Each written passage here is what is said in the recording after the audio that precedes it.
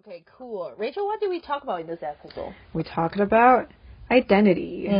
Moving from China to America at the age of 16 and assimilating and eventually finding a good balance. Yeah, cool. Let's get started. Welcome to Chai with Ping. This is Ping Robert, and in this podcast, we will cover a range of different topics from culture, languages, and underrepresented stories. Join me with a cup of chai and listen to these stories. Welcome back to Chai with Ping. Today, I have a special guest right next to me. This is my first time to do an in-person recording with those professional microphones that I purchased. And she is so generous to come to my show, and we're right now sitting in my closet in the office. Cozy. Let's welcome Rachel! Thank you for having me. Thank you for doing this so cool first episode in person with me. I'm excited. Yeah. I'm digging this closet vibe. So Rachel and I, we met at church, kinda. We met online. We met online in a small group. Yes. In our church. We actually don't go to the same church. You go to Jedediah, right? Yeah. Technically, I do. to Galilee. So it's like a north and a south branch. And you came to our small group? I think end of April, beginning of May, maybe. Yeah. Yeah. Because by then, the North Church has kind of like already closed. Yeah. Our pastor couldn't officially work. Right. Do sermons. So I was like, well, might as well try this out. And I didn't know anybody my age. Like, I didn't have any peers in Colorado at the time. Yeah. So my mom asked this family friend, Christina, actually, to introduce me to like any small group that they might have down south in Galilee. Yeah. And that's how I got into this group and got to know Ping. I know. And here I am in the closet. It's after like 6 months online meetings, and then we finally got to meet each other in person. I think not 6 months. Like we met in outdoor walk the fair thing. Yeah. So that was pretty cool. Yeah. Okay. So tell us a little bit about you. What do you want me and the listener to know? We have our topic, but I thought you were supposed to introduce me.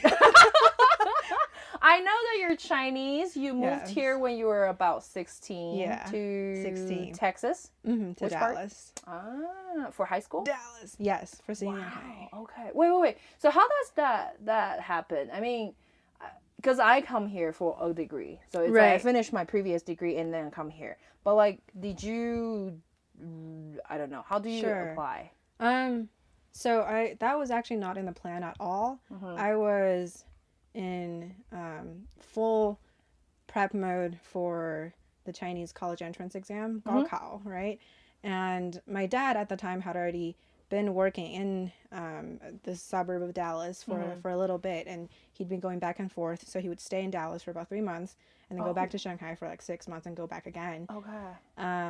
And I think at that point, my mom was just kind of like, well, if we have this opportunity to go abroad, why don't we? Because your job is going to be there kind of long term anyway. Oh. Yeah. You guys have already talked about that, even before coming to study here. What?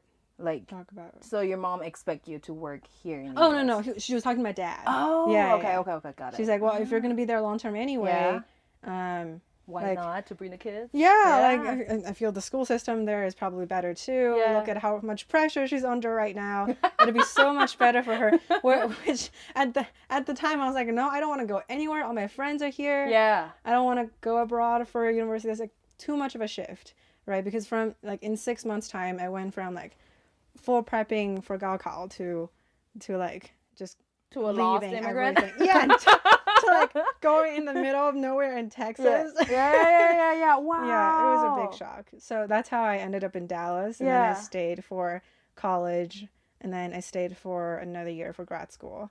Oh, wait. So like the transition that you had from China, where were you in China? So I was born in Hangzhou. And then I moved to Shanghai right around middle school. Oh, okay. Hangzhou and Shanghai, think of them as, I don't know. There really is no equivalent. It's really close. It's like an hour away by train. Yeah. Yeah. Okay. All right. I don't really know that much about Shanghai, but I know the girls are tougher. Tougher? Do you think so? No, I think okay. So I feel like Shanghainese people. So my grandpa is actually Yeah. like a Shanghai native. So if you go to mainland China, you would hear this thing where Shanghainese people are like exclusive. They so there's this like stereotype of Shanghainese like looking at people that are not from Shanghai and just like putting them in a category that's like peasants. Oh yeah. They have that city Yeah. proud, that Right. pride thing. Yeah. Right. But I actually think I think that's just a city culture. Okay. Like if you go to New York, you might find the same thing. They're not like they're not stingy in any way. They're just more calculating because That's such a good way to put it. yeah. So they just have I think because like for such a long time like it was occupied by the French for a little bit and then the Germans took like a slice of it. Yeah. So resources were just scarce. And they like over time Shanghai developed this like unique culture of I think to this day like Shanghai does a really good blend of East and West culture and what like stemmed off from that is like you don't see a lot of the communal like sharing and stuff happening in like the communities as you might in like say Beijing. Yeah. But people are more cognizant of each other's needs. I feel like Shanghainese people are better at giving each other space than I don't know. Oh, okay. Yeah. Wait, but like you definitely see that sharing attitude inside of the family, right? Yes. It's like Yeah. so, but from the outside, maybe there's Yeah. so many migrants in the city itself. So like everyone has their own culture. Yeah. So an example would be so there's this traditional, I guess, like Shanghainese architecture style called Shikumen. Yeah. Yeah. So it's like Chinese, but with a lot of like French twist in it. So the house itself is small, but it's got multiple stories. Yeah. But I think during the war, they didn't have enough. Obviously, they didn't have enough room for everybody. So several households would share one like Shikumen building. Oh. So what happened from that is like literally like a family would live under like the staircase area, this room, right? And you turn a corner and one room would be one family instead of like a family occupies the entire house. Oh. So what happened from that is like at the end of the month when you got to divide the utility bills, you would literally jot it down to like the 2 decimals. Yeah. So I never thought about that. That's why they had this culture. I think people think Shanghainese people are like stingy, but they're just more cognizant that like yours is yours and mine is mine. Yeah. And you have to do that because it's just like how we live. Yeah. Is in a communal bill, but like we need to share whatever that is. Yeah. Oh, got it. Okay. So after Shanghai, then did you just apply directly to a college in Dallas? So I went to high school in Dallas first. Oh, okay. You went to high school first. Right. Okay. My junior and senior year was in, I spent it in Plano, Texas. Kind of your quintessential American suburb. It's really big, super diverse. Yeah. Looking back, it's kind of like a bubble. Yeah. Because it's definitely like upper middle class. You know, kids are expected to go to college 90% of the time. And so I did junior and senior year there, applied to college. I went to the University of Texas at Dallas. We're a very young school. I think we just hit 50 years old. Oh. Yeah, so it was very cool actually during undergrad. The 4 years I got to see our campus do pretty much new construction every year. And by the time I left the school last year, our enrollment had doubled. I think at least twofold. Yeah, and a lot of endowments for research and stuff. So I think that's an interesting experience. Someone who went to, I really wanted to go to UT Austin. Yeah. But I think at the end of the day, it was good for me. And why is that? Why did you want to go to Austin instead of Dallas? Good question. Yeah, what's the myth over there? I think, growing up in China with the public education system, you know, and then kind of just in that culture, and even after I moved to Plano, after my parents would hang out with a lot of Asian American families, so I kind of equated my worth to whatever school I'm going to go to. So in my mind, I was like, well, if I go to a good school, then I am somehow better than people who didn't go to that school or went to a lesser school. Okay. And I was very desperate at trying to prove myself after, moving at age 16, and just had like a really bad GPA because the education systems were really different. So the high school I was at in Shanghai, even though I was making good grades or like passable grades, and here it would be like a 2.7 GPA, right? Oh. So I was just like, if this is where I'm going to start at least I want to be somewhere that will carry me further and higher, and not like a college that's 15 minutes away from my high school. Yeah, and it's like an okay choice and stuff. So, okay, got it. Yeah. What was the ranking as well? I don't really know UT Dallas or UT Austin. Right. I think overall our comprehensive ranking at the time was maybe like 112, 120. Okay. Our business school was about 40 actually. Okay. So that's not bad at all. And then it's a very STEM focused school. Yeah. So they had a ton of engineering programs. Right. Okay. Oh wow. So how did you make that conclusion that it's better for you to stay in Dallas? Looking back, I would say, hindsight's always 20/20. Yeah, what year can be worse, right? Exactly. Well, so I truly think that Dallas, like I've been to a lot of different metro areas in the States, and I just haven't seen anything like Dallas so far. I guess when people outside of Texas, when they hear Dallas, they just like picture cowboys and like yeehaw pickup trucks. To an extent, that is true, but Dallas is so diverse. I think if you go there and you live for a little bit, you would know what I mean, because every like street corner you turn, there's a different type of cuisine. You can find not only good Chinese food, but there's like variety within the Chinese food. Got it. You can do, and then there's Mediterranean. A big Iranian population there. There's a really big, of course, Hispanic population. So there's good Tex-Mex, good authentic Mexican food, Colombian food, Venezuelan food. It's so it exposed me to a lot more than just cowboys and yeehaw. That's cool. Got it. Wait, so then circling back, I don't get it. I think I asked you why your English is so good. It's not in a I don't know how do you say it, like kind of put you down or something, but like a lot of students when they come at the age of 16, they might not blend as well as you are. Right. So you want to talk about that? I don't know. You want to have some kombucha first? Yeah, I will. Take a sip of very delicious homemade kombucha. This is a ginger one that you can take a try. You should start selling this. I think my mom told me the same thing. And she's like, like you can sell your bread without additives. And I'm like, okay. Wait, sorry, that's a Scoby, so you might not want to drink that. And I'm like, but selling it takes so much more time. And she's like, you can sell kombucha and chai. So good. Just 2 teas. Yeah, because kombucha is so overpriced in store. I know. But it's probably a fraction of the cost that they're selling. It's tea, sugar, and water. So good. All right, let's talk about. All right. What was your attitude? Was you like so desperate to fit in, or you kind of just like maybe you were good in English or the culture itself already? I think maybe a little bit of both. My boss kept saying too, so my boss is this like white Mormon guy from New Jersey, right? And he learned that I moved here at age 16. To this day, he's like, I refuse to believe that. Right? Yeah. Your formative years were in China. Yeah, for sure. So I kept telling him, I'm like, well, if you move from China to the middle of Texas when you were a teenager, you would do everything you can to assimilate as well. But I truly, I thought about this accent thing.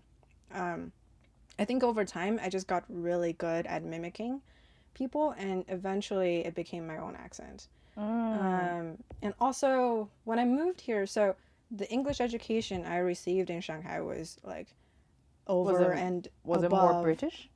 No, it was just really hardcore and intense. Got so it was way more than enough to carry me, through the daily conversations, the grammar parts.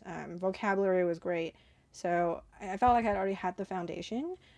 Just speaking and listening wise, I needed to work on that. But my high school in Plano actually had a 1-year ESL program, even though we were senior high. Yeah. So I actually got to know a lot of students from Mexico, Central America that moved there at around the same time that I did. Yeah. And that, I feel like, helped me with the transition the whole time. Yeah. And I am always that kid growing up that's like a little bit dense to numbers, but really sensitive to language and people's, I guess, and more perceptive. That part of my brain, I don't know what part it is. Probably the left side. Okay. Yeah. So, according to my mom, I started talking when I was 8 months old. Yeah. I guess that's considered early. Yeah. So, she and my dad had always been very insistent that I explore this part of, I guess, like a talent. So I've always liked literature, English or Chinese. And I lived, and this also helped because I lived on campus all 4 years of college, and I got to socialize. Joined a bunch of different clubs, and I loved writing, so I wrote for my high school newspaper for a year. What? Yes. What? That is so cool. My high school newspaper. Although our high school was like 2,500 kids, which is kind of insane looking back. But like that's a lot of courage that you write and then be published and then people read it. Yeah. It was really fun to, go around and get to know people. Yeah. So you're that kind of multi-talented kid. No. School. Were you popular? I think I was just confused. Are you saying mean high school girls are confused? Yeah.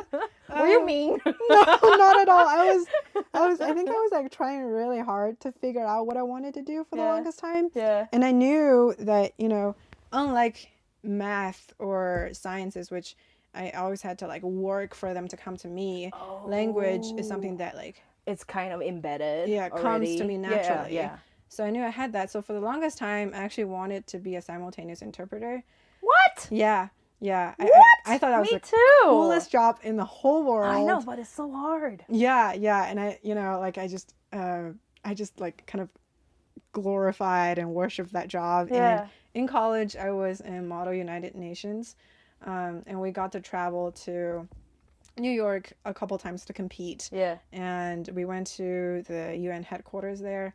I got to see like those little boxes the interpreters sat in. I was like, wow, dang, that is cool, man. Yeah. Wait. You went there when you were in high school? College? Yeah. But so that you still didn't choose like translation and interpretation as your major because you chose business. Yeah, no, but I hung on to that dream for the longest time. Okay. I was like, well, at least I've got this dream. Yeah, but like, how did you choose?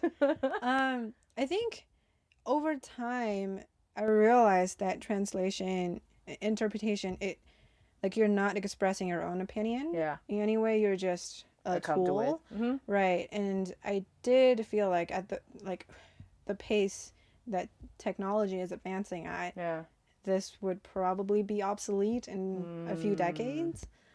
Okay. Yeah. So as cool as it might have looked, but you still choose to be on the practical side. It's like, now I don't want to be replaced by robots. Exactly. Yes. Wow, that is so cool. Okay. Did you do anything special to blend in?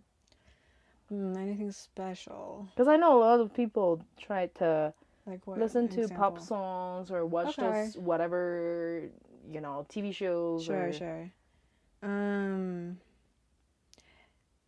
Special wise, I think I definitely went through a period of time where I was consciously kind of making room to understand American pop culture, and in doing that, I like inevitably had to kind of distance myself from Chinese culture a little bit, so but that I would say is probably before sophomore year of college.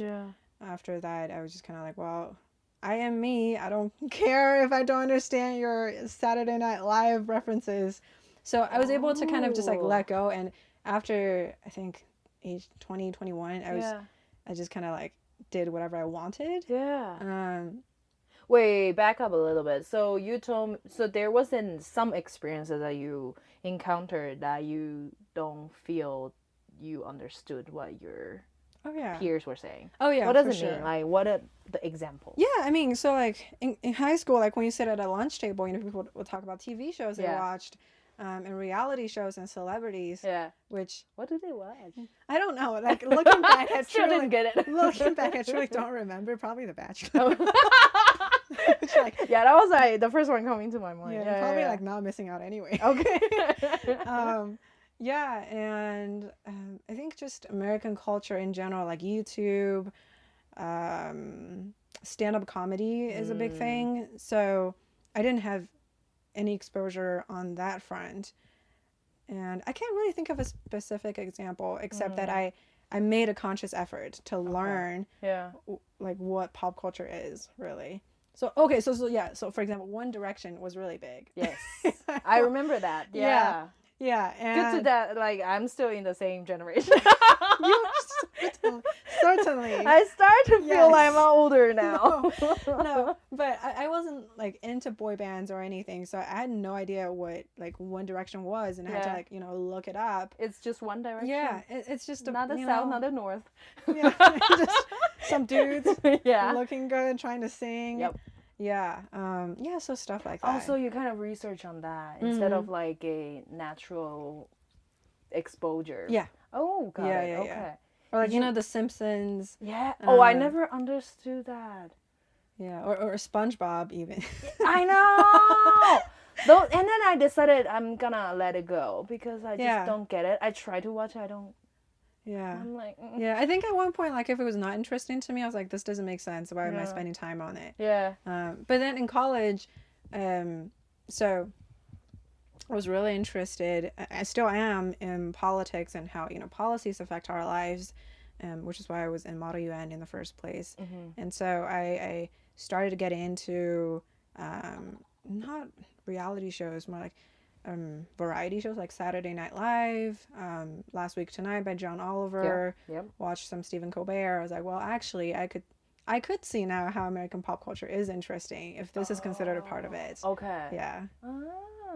Interesting. Wow. Okay. Did anyone come up to you showing interest in your own culture? I mean, people didn't walk up to me and be like, tell me about China. But like in your friends zone, right? Like all those people around you. Yeah. So actually some of my closest friends to this day I made because, I actually took Spanish in college and high school. But most of my close friends I made because they were in a Chinese class in college. Okay. And we lived in the same dorm. Yeah. So they would, after they realized that I'm from China, they would like, come to me and we would talk about the classes and they would like ask interesting questions. And then I think 3 of them eventually actually went on a study abroad trip to Taiwan. Yeah. To Taipei. Okay. Yeah. Yeah. So you made friends with those people who are already kind of interested in Chinese culture. Yeah. Okay. What are your main... I don't really know how to phrase this one, but like among your friends, is there a racial... demographics? Yes. Thank you. I love that you were like trying to dance around the word. I really don't know how to say it. It's like, what kind of race is that? So, one of the reasons I loved UT Dallas, and I still love it to this day, is how diverse it is. We, for example, in my freshman year dorm, our side of the hall, we had, and these are second generation immigrants, so meaning their parents came over and they grew up there. So we had people from India, from Vietnam, Mexico, Lebanon, one from Chicago. You gotta have one of those. Yeah. And so I think that was, from that time on, that was kind of like my core friend group. And after that, I made friends mainly through clubs and stuff. And because of like my nerdy nature, the clubs I'm in, they already kind of are very diverse groups.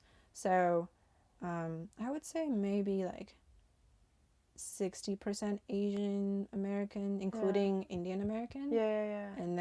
rest would be Hispanics and whites. Is it easier for you to make friends with diverse backgrounds? Oh, sure. Oh, okay. Definitely. Is it hard with white? Um, That's a bit touchy. yeah. Over there. Yeah. I guess depends on like what type of white you're What type of white? Oh, let's talk about that. What type of white? I think people who, well, in general, not just like race, right? Because you can have an Asian person who's closed-minded and don't want to socialize with other Asians. Yeah. So I think as long as this person is open-minded, like they know how to use chopsticks, that's like my benchmark. Then, oh my gosh! I mean, if you need help with chopsticks, that you probably didn't get as much, exposure to culture. Oh, what? Yeah. That's how you differentiate No, white? that's like my very elementary. What if they're very just coarse. so kind and they really want to learn? That would work too, but I think Okay. to be friends, we would have to like have this understanding. Like they need to know my Like my enough background. of enough Exactly. of knowledge or awareness of Exactly. your culture. So I don't need to explain to them this is why beans belong in desserts. Yeah. Like the Ali Wong joke. This is why I eat watery soup instead of like a very creamy thick one. one. Yeah. Yeah. Oh. Yeah. So it's little okay. nuanced things like that Yeah. I think if you don't have to, if your friends already have an understanding of that, it's way easier. Yeah. Yeah. Or they just ask good questions. Right. Yeah. Yeah. Oh, Yeah. okay. What kind of white? All right. We're just gonna put it out there. I don't know how to conclude that, We're but in the closet, and it's all going well. Because I don't think you're the first one. I interviewed some of the other Asian Americans, and then you're kind of like a bicultural, bilingual person up till now. It is not the first. You're not the first one saying it's a little difficult to fit in with the white culture because I still think that it's just the family culture and all that. Yeah. And- That's a big part. Yeah, and then For it's sure. a whole different thing. So when you were in Dallas, did your parents also move here, or like your dad is still traveling and? Yeah. So my parents were with me. They were also in Dallas until the beginning of my junior year, in college. Oh, where did they go afterward? They moved back to Shanghai. Oh, okay. Yeah. Okay. So they kind of like moved back on me. Yeah, it's like Yeah. you take care, daughter. Yeah, there were more to that. There was like some visa stuff that's not working out. Yeah. The nature of my dad's job changed a bit. Okay. And it just made sense at that point for them to move back back. and kind of reestablish themselves. Yeah. But they're not retired. No. Okay. Yeah, got they're it. both still working. Okay. Wow. Wait. So when you were first here, you were having a student visa? No, I Or was how actually did that work? on a dependent visa on my dad's work visa Oh. until I was 21 and I couldn't Okay. be on that visa anymore. Yeah. And at that point, I transferred to a student visa. Okay. Yeah. What about now? Now I'm on a work visa. Wait. So anytime you could be, like, Told to leave. yeah. What? I thought you already got your green card. Or at least green card. That's interesting because I think a lot of people assume that just because, You have been here so long. yeah, because I've been here long enough. I talk like someone who's like raised here. But no, on paper, I am 100% pure Chinese. What? Yes. Okay. So did you go through OPT? Yes. Oh. Yeah, I had to do all of that. OPT, CPT, Wow. lottery. Wait, so you're the lucky one that you got the lottery. I did. Because I have friends who went back because they didn't get a lottery. Their boss still want them, but It's very unfortunate. yeah. Just, yeah. It's That's a like- whole other topic. I know it's a 10% Yeah. selection rate. Then you just happen to wow. I think it's for people with more than bachelor degrees. It's probably 45% rate. Okay. Yeah. Aw. Yeah. I'm very lucky this year. So, if those people didn't get their lottery, like they didn't get the H-1B visa, they cannot stay here and wait for the next draw. It's like bye. If you majored in a STEM related field, Yeah. you have 3 years to toss your name in the hat and do the lottery 3 rounds. Yeah. Yeah. Okay. But if while you- under OPT. Yes. Okay. Yes. Yeah, my friend is under the business hat. So that's they why. only had 1 round to do. Yeah. Oh, that's what. Okay, that's what they're saying. Oh, Yeah. all right. I should better interview them before they go. See, that's why I'm saying like policies affect so much of our lives, Yeah. and I wasn't really like growing up in China. I was never, also because the Chinese political environment is just like never conducive to you contributing to your local policy or whatever. Yeah. But after moving here, and especially after a couple of friends kind of. We formed a group and we started talking about politics in America. I started realizing that local policy and politics can actually change your day-to-day life, right? Like the representative you vote for, your state senators, your governors, especially right now in COVID, your governor has the power to mandate mask wearing. And the offices that you vote for, I don't know, like a district attorney or something, they have the power to, pardon people or to instill different laws. So But immigration is such a touchy object. Yeah, and it's also not that local. For sure. Yeah. Oh, wow. Well, so what? But like, so at the back of your mind, are you scared if you don't get your H1B next year? Or how long does that usually? I was because but I also knew that there's nothing I could do. Like it's out of my control. So really I just kind of like prayed a lot and put my mind to ease, and luckily I got it. Is it every year that you have to get in and take a draw? Yeah. Is that how you say it? Yeah. Every year you have to do the process again if you didn't get it the first year. So when do you usually do it? You would start the process kind of like end of January, and then your lawyers, typically your company works with an outside counsel, and then those lawyers go through like a prepping stage, and they send your material in, and on April 1st, it used to be that they do it by paper, which was ridiculously expensive and not efficient, and a lot of, I believe, Indian consulting companies were abusing that system in that they were sending in multiple applications for one applicant. So they were just... They can do that? They could do that. It was fraud. Yeah. And so I think, what is it? USCIS finally realized it's fraud. So they finally see they're different lots with the same names. Yeah, right. You would think. So this year they actually switched to an electronic system, which was way cheaper. Yeah, and faster and more accurate, probably. Yeah, so they announced all the ones that got the lottery on April 1st. Not a great day, but not a great day. April 1st. It's like, seriously? Maybe wait till another day. Yeah. Okay, got it. And then so, if you don't get it, when do you need to leave? If you don't get it, and if you only have 1 year to do that, then you would leave whenever your OPT expires. Okay. Yeah. Got it. And I think there is a grace period for a month or something like I think so. Or you could start enrolling in another program and get back on the student visa. Or get married. Yeah, that too. Do not forget. Has that come across your mind? Oh, for sure. Do you want to get married and stay here? Definitely. I mean, to me, I think... Didn't know I was gonna ask that, right? No, I did not see that coming. But it's okay if you don't want to talk about that. Keeps telling me too. He's like, Rachel, just get married, man. But like, to whom? Yeah, I know, right? So in my mind, I've always thought that my happiness would take precedence than where I am. I think if I'm married and happy, I would be happy no matter where I am. I know. Yeah. But if I'm married and not happy, then it doesn't matter if I'm in the States or if I'm back home in China. Good point. Yeah. Very good. Mm-hmm. Yeah, cool. You're looking at me like so sus right now.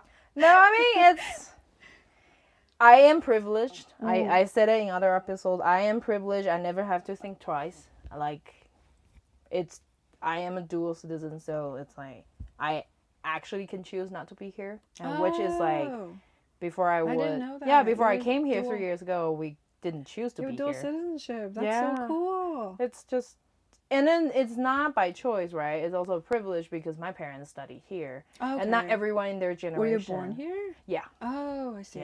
So my brother and I were both born here, and then we went back to Taiwan. Yeah. So we're just like, we're probably even more Taiwanese, Chinesey than you because we didn't study here. Yeah. That's so interesting. Wow. Yeah. I started. Did you have to pay taxes on both sides? I don't think so. We didn't make that enough, like okay. much to Okay. pay that. And also, it's like, let me. So like also the same. 21 is the dependent year, right? So then I start like I need to decide if I am. So I think even until I was 21, I was still an American instead of Taiwanese. Oh, okay. Or 18, I don't remember. You were only you only had one passport. That's right. That's right. So I got my brother and I. We went through the same process that when we were about to become adults, we had to apply for our Taiwanese passport. Oh. So we were using that alien resident permit thing. Okay. So it's called ARC certificate. Alien resident certificate. It's a little also like a green something card. Yeah. So that's why like we were called Americans at school. Yeah. I don't know why people know that.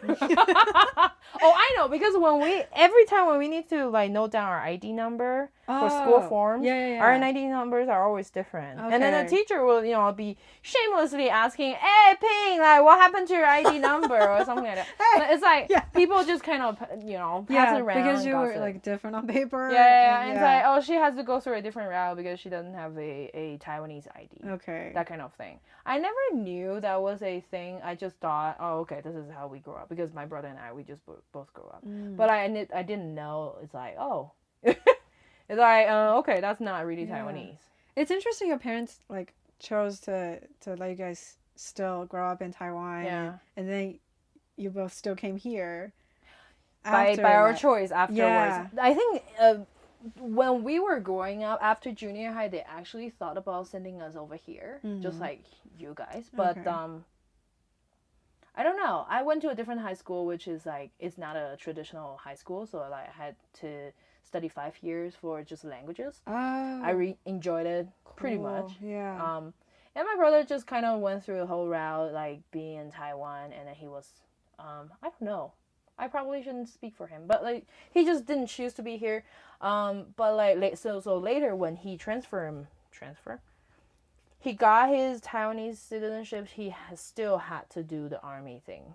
Oh, I see. Yeah. The army service. Men have to serve. Yeah, so he served 10 months. I think, that was also one of the reasons my dad didn't want him to go through that process. Sure. So to maintain his American citizenship. Okay. But like, by the age of 21, he's still, in college. Yeah, it's like he's not yet out, and then it's like he has no interest to come to the U.S. So then it's just better. Oh yeah, but because of that, he actually it's not savaged. So people kind of use that to take advantage of him when he was working, because he was not legally working. What? Because he was not Taiwanese, right? He was not authorized to work in Taiwan. Yes. So then the boss will kind of say, we want to do it under the table and all that. So then it's like, we do deduction here and there, and then it's like, what? You want a job, right? It's not like we hire you legally. So that kind of thing happened. Wow. Yeah, so I guess, one day I'll interview him. He's not ready. Interview your brother. Yes. Yeah, so that's the thing. I thought of coming to the U.S. for my master's degree, but I study teaching Chinese as a second language, so there's no point to come here to learn how to teach Chinese, right? So I still went back home and went back to my hometown and work a little bit and just kind of figure my way out here. That's such a good major for you. I know. You're like made for it. I think I chose that major because I really wanted to live abroad. Having that mindset. However, being outside of Taiwan made me realize how much I miss Taiwan. Oh. Does it happen to you? Do you miss Shanghai or China in general? On some days I do. You don't have to say that, if you don't. I think I miss my family more than I miss culture. The country. Ooh, if that makes sense. Tell me more. I don't not miss the country for sure. I love China. I love. I know that like it doesn't necessarily have the most positive connotation to it, our country right now. But I'm very thankful for the culture that I grew up in, everything from the tradition to the food, especially the food. Yeah, the food, the literature, the rich history, right? I'm very thankful that I got the opportunity to kind of steep myself on both sides. Yeah. But I'm also just like a content person. If I miss China, it's because I'm homesick and I miss my parents. So home for you is more like where your parents are. Yeah. So if they're here, yeah, it's not as bad. It would be way better if they were in the States. Yeah. Do they cook at home? Yeah. Okay. Yeah. Because I know a lot of Taiwanese family don't cook. Oh, really? It's like takeout or eating out is all so the much time? cheaper. I mean, it's not more expensive. It is a lot cheaper, yes. Yeah. Delivery Than here, is like, that's something I miss. It's like, That's if I true. really want something that I don't want to cook, I have to think twice. Yeah. Since I'm still a student. Well, you're a really good cook. I just saw Oh, that. thank you. It's not about good cooks. I think a lot of people kind of, like the other episode I talked to Christina, she started cooking is also because she likes to. And then, like Carol, the pastor's wife, Yes. they They're started such good cooking. cooks. I know, but like it's just, they say it's not because they love cooking at the Right. beginning. It's But they had because, to. yeah, they had to. Not Yeah. like the food outside is not as great, Yeah. or it's not for sale. Yeah. So Yeah. I, Is there I relate. okay, question: if there's one dish that you miss from China, which one is it? Okay, well, it's not a savory dish, but Okay. it's called nuo miao.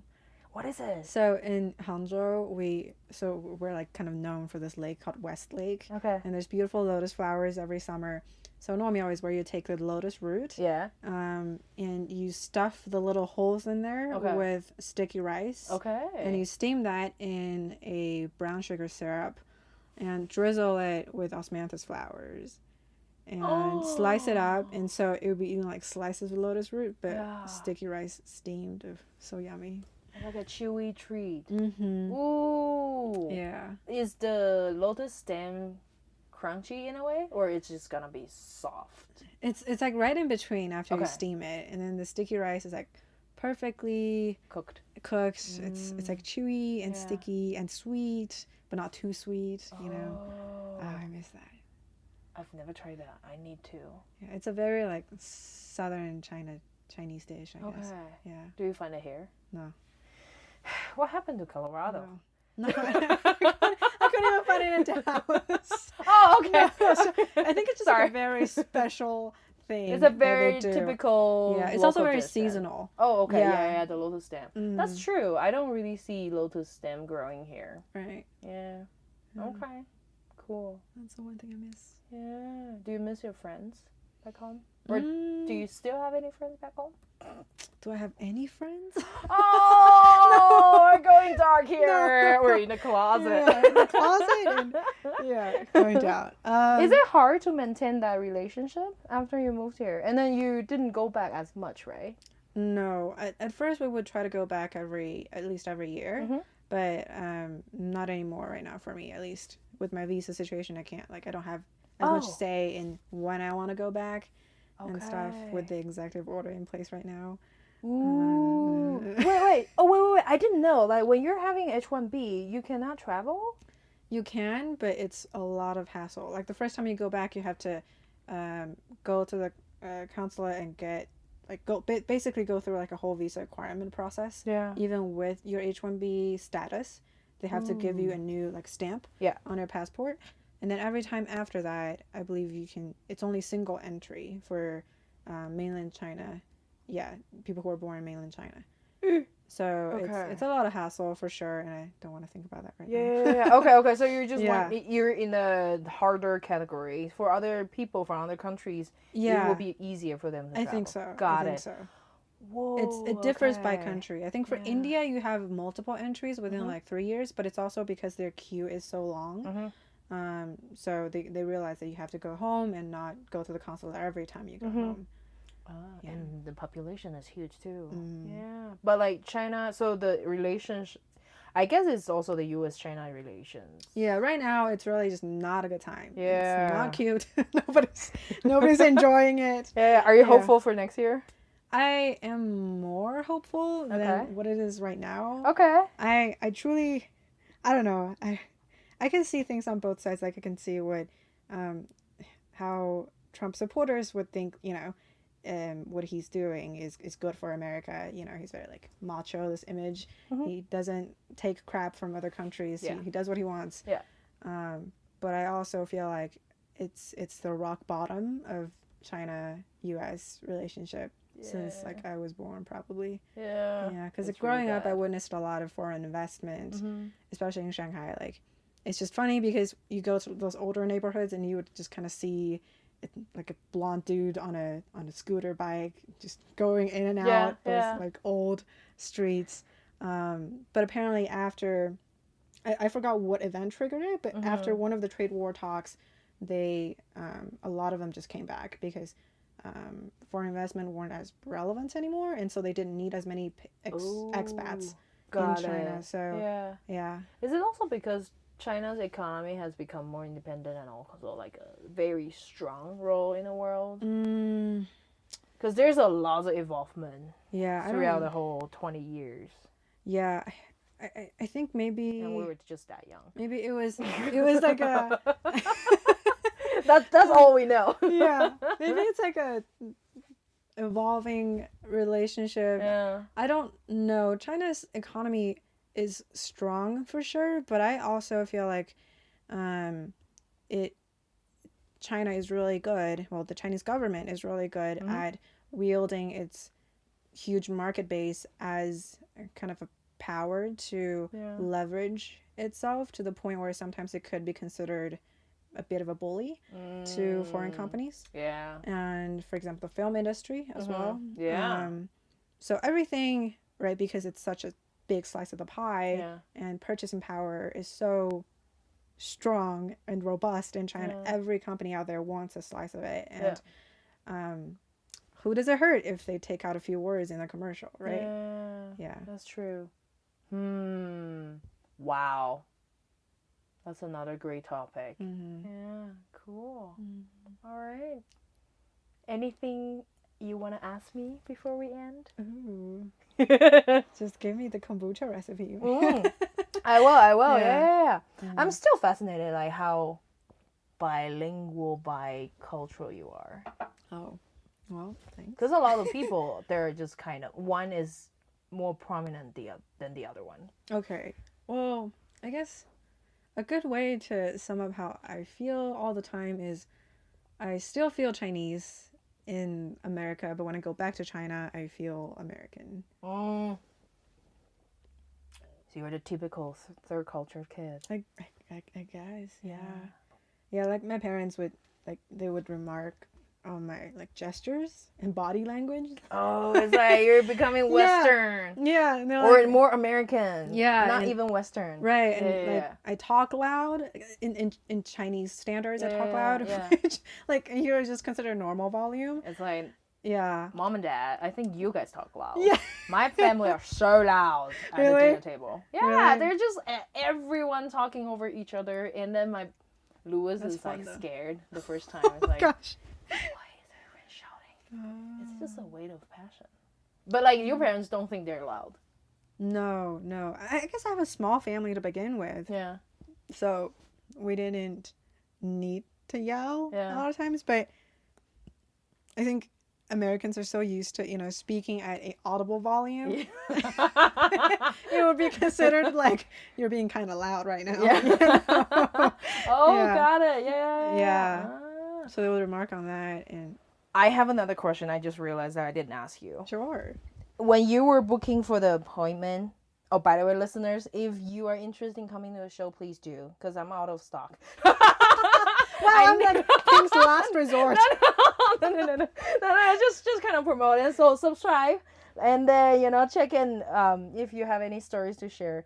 I'm on a rolling basis for guests. But I see. when you sign up and then Your you guest say, list has been very impressive, though, I would oh, say. thank you. I feel like I'm like the least interesting person on the list so far. I think we had a good talk, but it's like, I kind of worry. Like, I used out all my resources for my friends. Now I have to reach out to more guests. Yeah. So listeners, if you're out there, you're interested in share and talk or chat. Come to Ping's closet. Totally, yeah. Email chaiwithping@gmail.com or Instagram or Facebook. You know how to find me. My question is like, you sign up for the English episode because I'm doing Mandarin and English. Oh yeah. But your mother tongue is Mandarin. You're Mandarin. Yes. Why is that? I truly thought about it. Well, I think obviously the reason is most of my friends, if they know Chinese, they already know English. Do so they? I feel like. Maybe the other way. So if I were to talk with you in Mandarin, not as many people would, like the audience space wouldn't be as wide. Yeah. Where do you put your country in this whole listener population? I don't know. You have a whole. I don't know where your audience space is, Ping. You tell me. If it's a Mandarin listener, it's probably from that side of the world. And Taiwan too. But I couldn't really see myself talking about myself in Chinese. How that come? struck me as a very odd and almost narcissistic idea. Yeah, because I think maybe it's because growing up until 16, I was not really, we weren't really encouraged to express ourselves in a lot of ways. You know, you're encouraged to conform, to perform well. Discipline is something that's like a core value, right? But after moving here, I kind of realized, you know, everything from the clothes you wear, you don't have to wear a uniform anymore, to your hairstyle, to how much makeup you want to put on that day. It's completely up to you. Yeah. And what you want to do with your life, you have a lot more agency because of the resources here. So I think I was more encouraged towards self-expression after I came here. So mental health has always been a big part of my life. Focusing on it and just like trying to maintain a good like streak of mental health. So in that, I also feel like most of the resources and stuff I've learned are from English resources. And so I think I understand what you mean. A lot of things that I felt awkward speaking in Mandarin because I was not taught that way. Awkward would be especially to some topics like mental health. It's getting more popular now in Taiwan, but like people don't have the vocabulary, the language to say the same thing. And I realized that the culture is also different. The language culture is different. It's like this is not how we say it. So a lot of times I say, let me know if you need me, or like I want to give you any support if you want. But then in Mandarin, we don't actually say that to friends or family. It's like, we don't. There's not an equivalent term. It's like we'll probably just say, I will impose the help. Impose the help. It's like we wouldn't say like, let me know if you need help. There's no like direct translation to let me know if you need help. It sounds really foreign. Yeah. So, gotcha. All right. Well, if listeners want to listen to you in Mandarin, will you be willing to do it with me? For sure. Yeah. So listeners, you heard it. If you want to listen to Rachel's stories in Mandarin, please write in and let us know. All right. Thank you so much. Thank you, Ping. This has been so fun. Oh, yeah. It's almost an hour. So thank you so much. Listeners, leave a comment, give feedback, and subscribe and like. Thank you. Bye. Bye.